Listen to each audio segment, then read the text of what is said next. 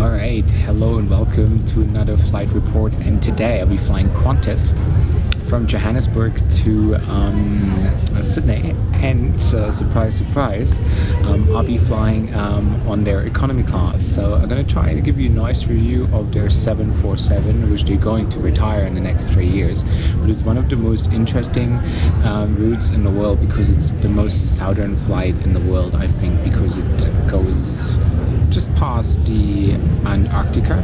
So it's an interesting flight. I'm sure you'd be interested in Qantas economy class product. So yeah, let's find out what it's like to travel on Qantas 747. Let's go to the gate.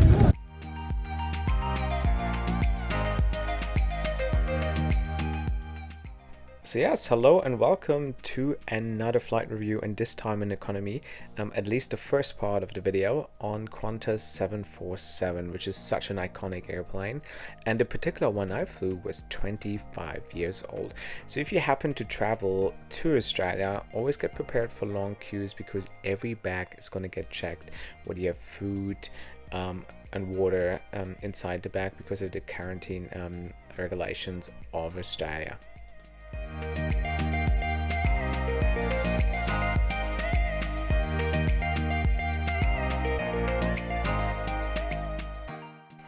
So the whole boarding was actually pretty easy, and as you can see, Qantas 747 comes in a 4-class configuration, so 14 seats in first class, 52 in business, 32 in premium economy, and 255 in economy class.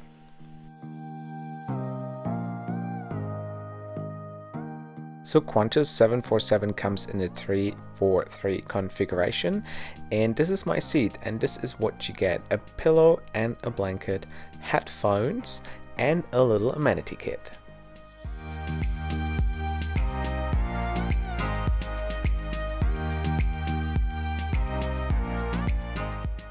So every seat on the 747 features a personal entertainment screen. It's not too big, as you can see, and a foldable table. And you operate the screen in front of you with this very odd and old looking remote control.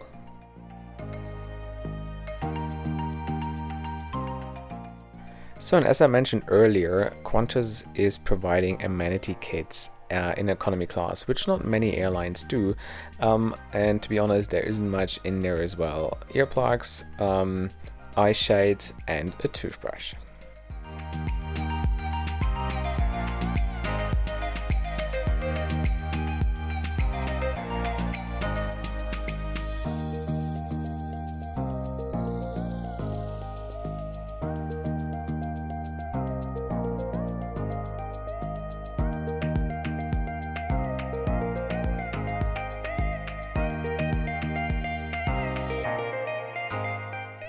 So after takeoff, Qantas crew is giving out a bottle of water and those immigration cards, and the dinner service would start fairly quick after we reach our cruising altitude.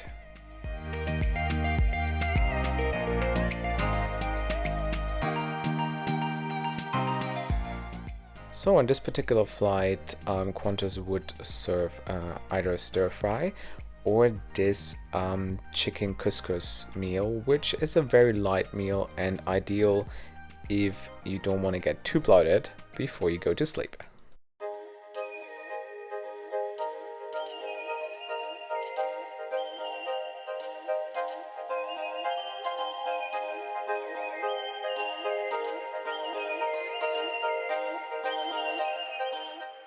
So after the meal service, I thought I'd give Qantas entertainment system a try, and I must say it's very hard to get used to this very odd shaped 747 screen, and they're on the norm anymore. But however, I think that Qantas offers a great range of movies, and after a while you even get used to that little screen.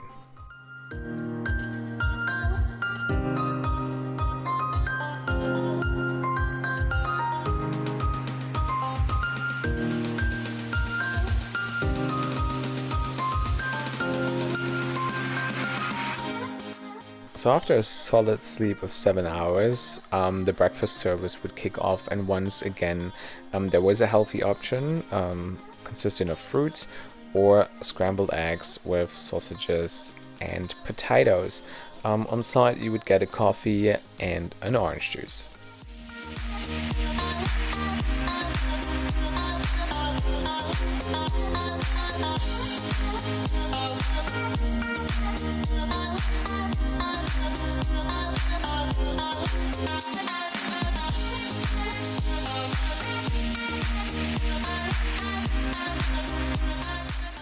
So after breakfast there was still 1 hour to go, and we slowly started descending into Sydney, and I thought I'd check out the bathroom as well, which was as standard as a 747 a bathroom could possibly be. However, the flight was great, and then we later descended into Sydney with some very nice wing views.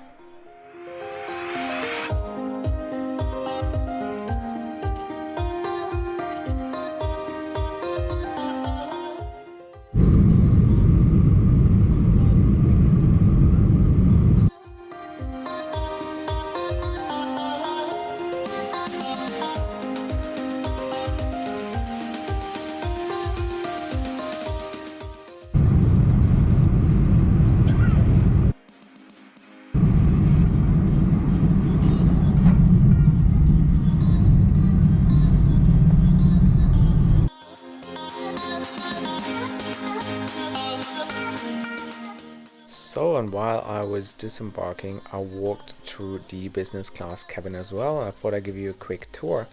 As you can see, Qantas business class on the 747 comes in a 232 configuration. I know it's not up to the standards anymore, but in the next 2 to 3 years, all the 747s will be replaced by the Boeing 787 Dreamliner, as well as their Airbus 380, which are both already part of Qantas fleet.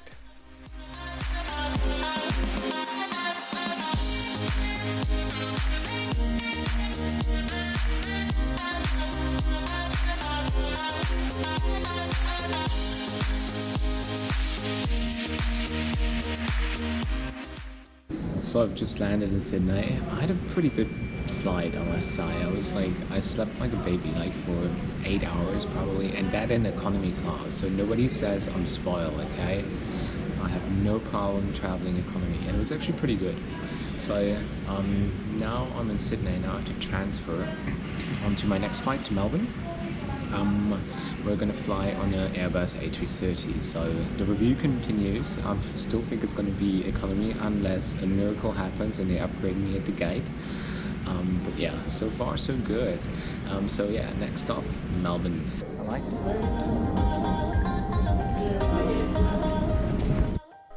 So when landing in Sydney and you have to transfer to a domestic flight, your point of entry will be Sydney, where you clear immigration, and then a shuttle will take you to the other terminal for all the domestic flights. So once I reached the gate, I was upgraded to business class on their A330, so let's review their domestic business class product.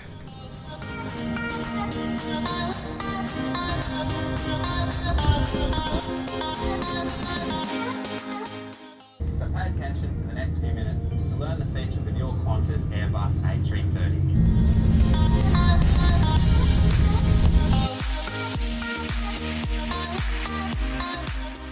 So on certain domestic flights such as Sydney-Melbourne or Perth-Melbourne, Qantas uses their wide-body A330, which they also use on many flights to Asia.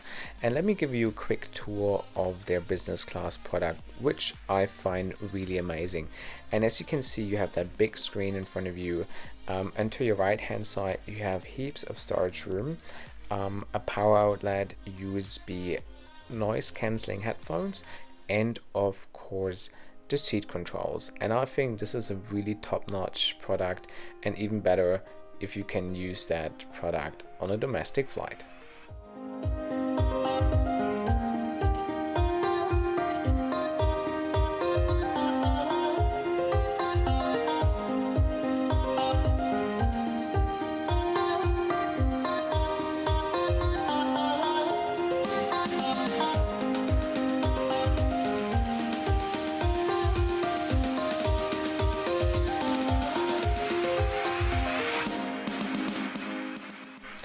And as you can see, the seat goes fully flat and is very spacious.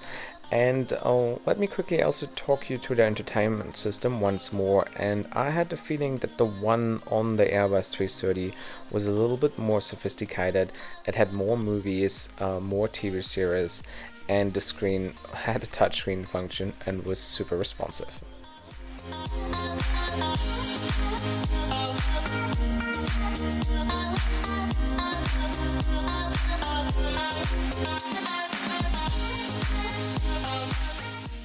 And on this flight I was like, I might be lucky if I get a sandwich, but no, Qantas offers the full package on that one. I could choose between a cheese platter, as you can see here, or some chicken rice meal, but since I ate already on the previous flight and I wasn't really that hungry, I thought like the cheese will do as well. You get alcohol, soft drinks and everything else served on this flight, and I was really impressed. This was a really nice product for a domestic flight.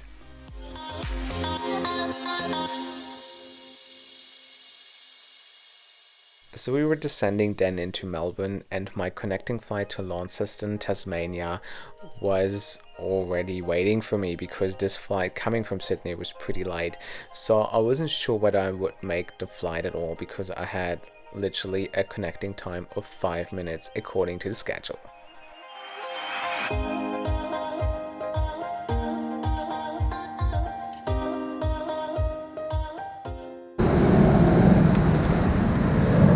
I just made it, but I'm not sure if my bag is gonna make it.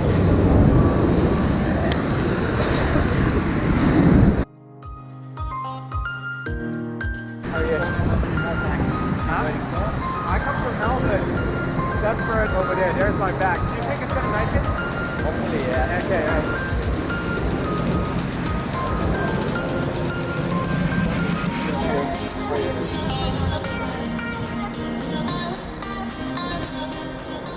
So somehow I managed to get on my connecting flight, and I tell you I had to sprint through the entire airport, and I would continue my journey on Qantas Link, which connects Australia with the rural part of the country, and this flight would take me all the way to Launceston in Tasmania.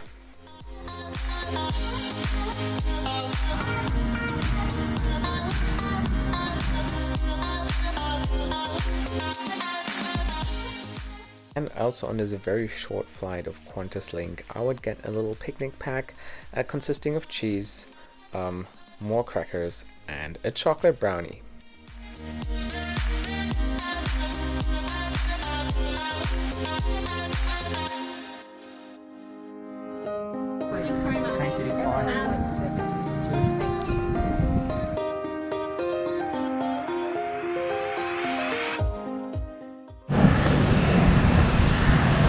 So I made it to Tasmania on Qantas Link. I was just told off to switch off my camera. I don't know why.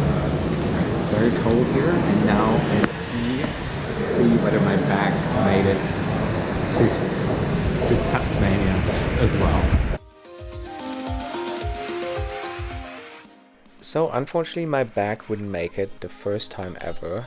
However, Qantas dealt with that case very professionally, and the very next day my bag was delivered to my doorstep with no issues at all. So well done, Qantas, you handled this really well.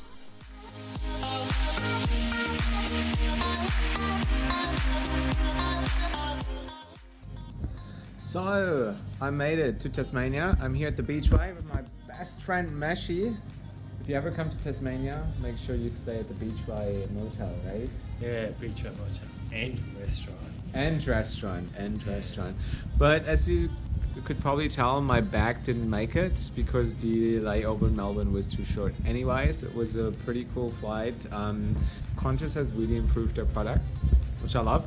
And yeah, if you liked the video and you feel sorry for my bag, please give me a like, subscribe to my channel if you haven't yet, and there is more stuff coming, especially on Qantas. I will be reviewing their Boeing 787 Dreamliner very soon, from Melbourne to San Francisco, and also their Airbus A380. So please subscribe if you haven't yet. like my video, leave a comment, and let me know what you think of Qantas. And yeah, this is it. Over and out.